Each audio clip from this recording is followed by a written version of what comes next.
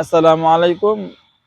অনেকেই বলেন হুজুর আমি কিছু প্রমাণ চাই। আমার কাছে অনেকেই অনেক টাকা পয়সা নিছে, আমার কোনো কাজ হয় নাই। আমি আসলে এখন কোনো কবিরাজকে বিশ্বাস করি না। অনেক জায়গায় গেছি, শুধু প্রতারিত হয়েছি। ওই সমস্ত ভাইদেরকে বলি, ওই সমস্ত বোনদেরকে বলি, আপনি যেখানে টাকা দিচ্ছেন ওরা হয়তো আপনার সাথে প্রতারণা করছে, টাকা পয়সা দিয়া আপনাকে ধোঁকা দিছে। তবে এখন আপনার এটা স্বাভাবিক, এমন হওয়াটা স্বাভাবিক যে আপনি উম মানে কাউকে বিশ্বাস করতে পারছেন না। এই মুহূর্তে আপনি যেহেতু প্রমাণ দেখতে চান, যারা এরকম সরাসরি প্রমাণ দেখার জন্য আগ্রহ আছে, আমাকে বলবেন, আমি যেকোনো ধরনের প্রমাণ দেখাতে পারি। যেরকম ধরেন আপনি আমাকে বললেন যে আপনি আমাকে আজকে অসুস্থ করে ফেলেন। আমি আপনাকে অসুস্থ করতে পারবো। ধরেন আপনি দেশে আছেন অথবা প্রবাসে আছেন, কোন জায়গায় আছেন ঠিকানাও বলতে হবে না। শুধু ভিডিও কলে আমাকে 10-15 সেকেন্ড ভিডিও কলের সামনে আসবেন, আমি আপনার মুখটা দেখবো, বাস। আপনার নামও বলতে হবে না, ঠিকানাও বলতে হবে না, ঠিক আছে? বাপ মার নাম কোনো কিছু লাগবে না। আমি জিন দিয়ে কাম করেন, বাপ মার নাম দিয়ে আমি কি করবো? আমার কাম করে জিনেরা। শুধু আপনার ফেসটা একবার দেখতে হয়, এইটুকুই হইলে চলে, আর কিছু লাগে না। না আপনারা মনে করেন যে ওই অনেক জায়গায় ধরা খাইছেন, এখন কিন্তু প্রমাণ চান, আমি আপনাকে বলি অবশ্যই আমি আপনাকে প্রমাণ দিব। প্রমাণ দেওয়ার মাধ্যমেই আমি আপনার কাজ করে দেখাবো ইনশাল্লাহ। সর্বপ্রথম আপনার ভিডিও কলে আমি আপনাকে দেখবো, দেখার পরে বাস আমি আপনাকে কাজ করে দেখাবো, প্রমাণ দেখাবো। কিরকম প্রমাণ? প্রমাণ তো এক ধরন দুই ধরন না। যদি বলেন যে 20 ধরনের প্রমাণ চান বা 100 ধরনের প্রমাণ চান, আমি 100 ধরনের প্রমাণ আপনাকে দেখাবো। অলৌকিক ভাবে অনেক কিছু আমি দেখাতে পারি। যারা এগুলো বিশ্বাস করেন না, আমার সামনে আসবেন, আমার চেম্বারে আসবেন, আমার সাথে সাক্ষাৎ করবেন। সাক্ষাতে দেখতে চাইলে সাক্ষাতে দেখাবো। অথবা ধরেন আপনি প্রবাসে আছেন, বিদেশে আছেন, ওখান থেকে আপনি দেখতে চান, আমি এখান থেকে দেখাবো। শুধু ভিডিও কলে একবার আপনার মুখটা দেখবো, বাস, আমি কাজ করে ফেলবো। কিরকম ধরনের কাজ? আপনার মাথা থেকে নিয়ে পা পর্যন্ত প্রত্যেকটা অঙ্গ প্রত্যঙ্গর উপরে আমি আপনাকে অসুস্থ করতে পারবো। যেরকম ধরেন আমি যদি চাই যে এখন আপনার পেট খারাপ হোক, আমি এটা করতে পারবো। পেটে ব্যথা হোক, এটা করতে পারবো।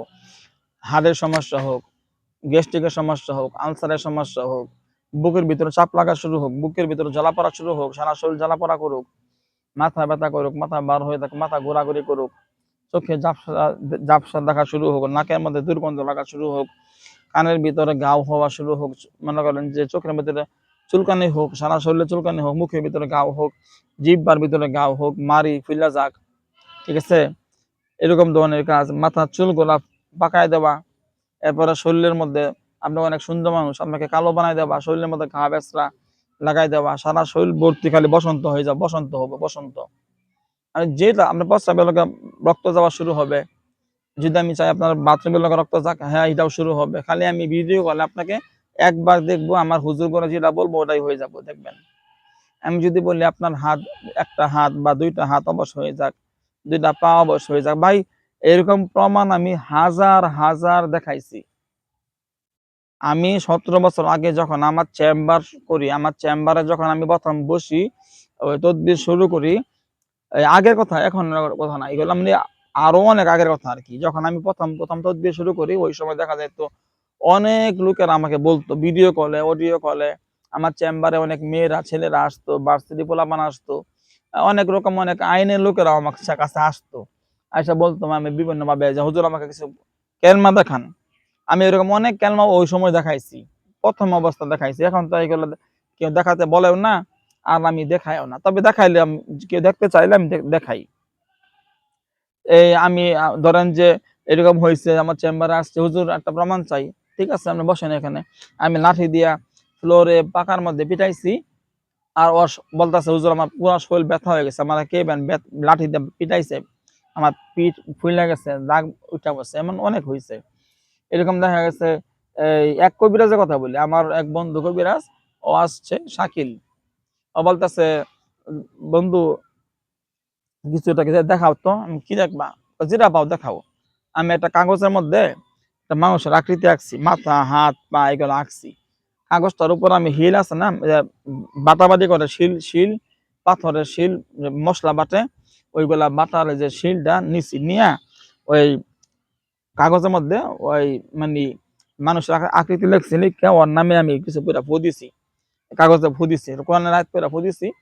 পরে শিলটার মধ্যে ফু দিছি, ফু দিয়ে আমি এভাবে মানে এভাবে রাখছি। খালি রাখা মাত্রই, আল্লাহর কসম, রাখা মাত্রই ওই আমার বন্ধু শাকিল মধ্যে ইয়া মোটা কাটা উঁচা লম্বা সুন্দর দেখতে, মনে হয় বিদেশিদের মতো লাগে দেখতে। যখন তখন শুয়ে পড়ছে আমার চেম্বারে, যখন তখন শুয়ে পড়ছে, দম বন্ধ হয়ে গেছে, মানে চোখ মুখ উল্টায় দিছে, মানে মানে ও মারা যাওয়ার মানে একটা খালি আমি কাগজের মধ্যে ছবি আঁকে ওইটার মধ্যে একটা এভাবে একটা শুধু রাখছি, জুড়ে মাই নাই, হালকা ভাবে রাখছি আমি, এতে ওর অবস্থা খারাপ হয়ে গেছে। পরেতে ওই সময় আবার আমার চেম্বারে রুগী ছিল, ঢাকা থেকে কয়েকটা রুগী আসছে, মহিলা পুরুষ। ওরা দেখা তো মানে এই যে রাখলাম, আমার এর অবস্থা এরকম খারাপ হয়ে গেছে, ওরা তো দেখে আমি ভয় পেয়ে গেছে, আতঙ্ক, এবার মারা গেল কিনা লোকটা। পরে আবার যখন তখন আমি আল্লাহ কালাম করে ফুফা দিয়া মানে আবার ওই করে কাটছি। পরে অসুস্থ হয়েছে, তা সুস্থ হয়েছে ঠিক আছে, শরীর খুব দুর্বল হয়ে গেছিল।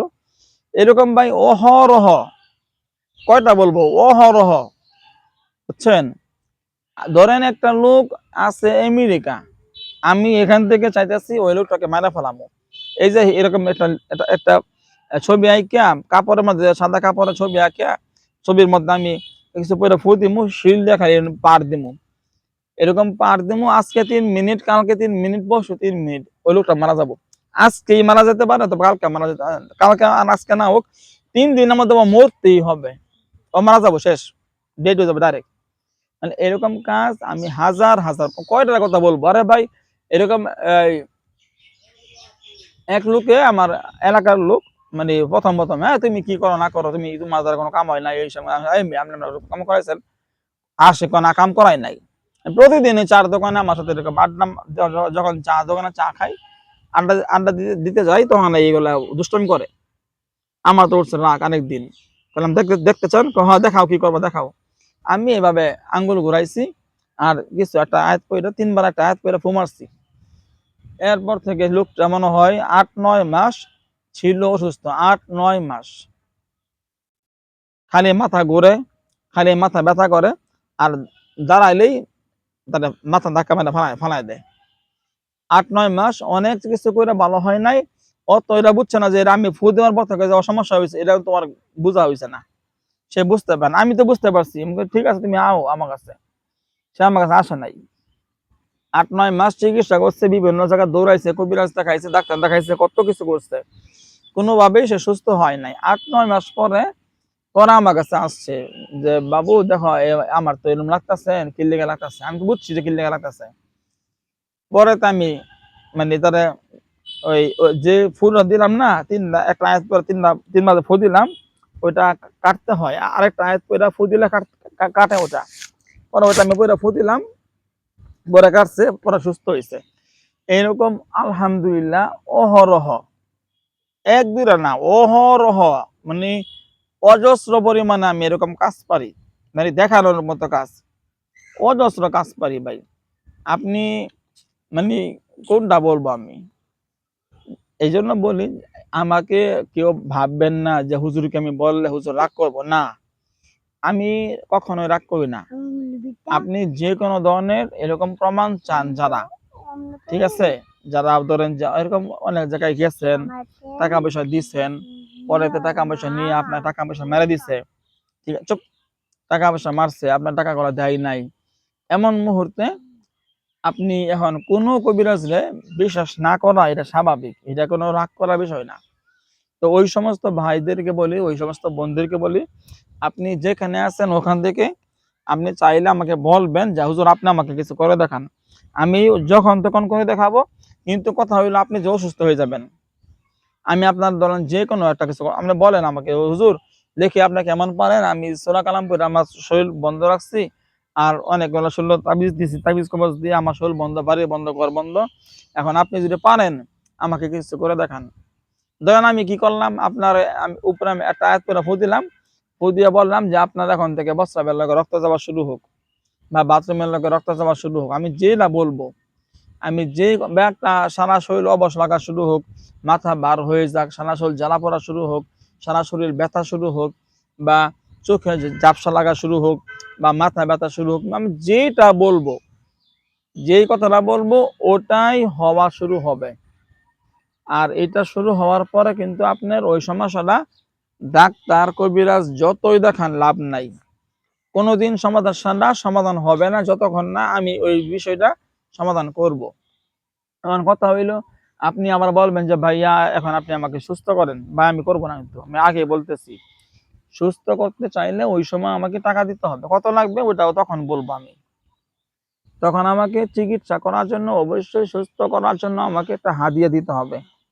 হাদিয়া দিবেন, তারপর আমি সুস্থ করবো, না হলে সুস্থ করবো না, এটাও মাথায় রাখবেন। যাই হোক, এরকম ধরনের যারা যে কোনো ধরনের এরকম মানে দেখতে চান, কেরামতি কোনো অলৌকিক কিছু দেখতে চান, আপনারা আমাকে বলবেন, আমি করে দেখাবো। তারপরেও বলি, আপনারা আসলে ওই অনলাইনে আমি অনেক ভিডিও ছাড়ছি, আমার ভিডিও দেখলে বুঝতে পারবেন আসল কবিরাজ চেনার লক্ষণ, বন্ড প্রতারক যারা আছে ওদেরকে চেনার লক্ষণ আছে অনেক, এগুলা আপনারা বুঝতে পারবেন। সঠিক কবিরাজটা চেনার জন্য অনেক কৌশল আছে, অনেকগুলা ধাপ আছে, ওইগুলো চেনার জন্য আমার অনেকগুলো ভিডিও ছাড়া আছে, ওই ভিডিওগুলো আপনারা দেখবেন। তাহলে আপনারা সঠিক আমার ভিডিওগুলো আপনারা যারা দেখবেন তাদের একটা লাভ হবে, কবিরাজি বিষয়ে অনেক জ্ঞান হবে আপনাদের, এটা মাথায় রাখবেন। আমার কবিরাজি ভিডিও, আমার যে ভিডিওগুলো আছে বেশিরভাগ কবিরাজরাই দেখে আমার ভিডিওগুলা, পাবলিক যা দেখে তা থেকে কবিরাজরাই বেশিরভাগ দেখে। এটা ঠিক আছে, আপনারা ভালো থাকবেন। আসসালামু আলাইকুম রহমতুল্লাহি ওয়া বারাকাতুহু। আর আমার ইমো নাম্বার, হোয়াটসঅ্যাপ নাম্বার আরেকবার বলি, 01712 38 74 36, 01712 38 74 36। আরেকটা নাম্বার 01711 25 66 95, 01711 25 66 95। আসসালামু আলাইকুম।